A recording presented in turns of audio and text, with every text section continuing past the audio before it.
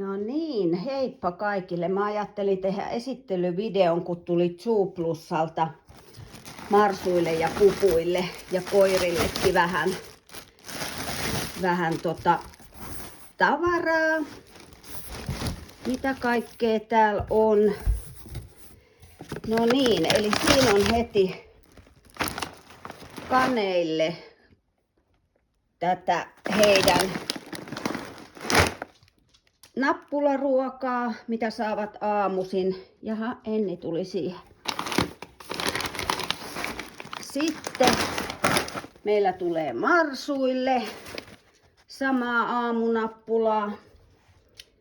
Sitten täällä onkin heinätunneli. Heinätunneleita onkin sitten enemmän ja vähemmän. Et ne on tosi kivoja ja niihin saa rapsuttaa hampaita ja sitten pääsee sinne. Eli tietysti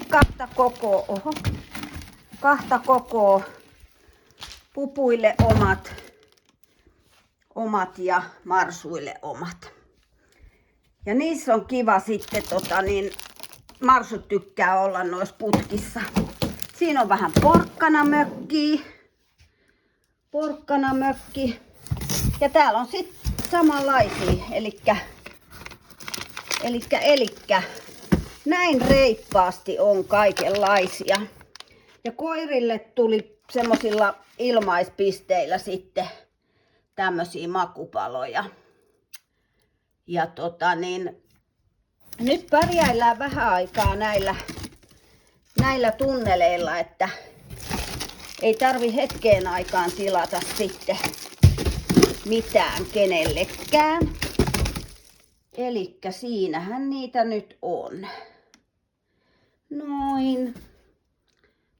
Siellä on sitten ruuat ja siinä on tunneleita. Eli tää oli nyt meidän Zooplus-tilaus sit marsuille ja pupuille.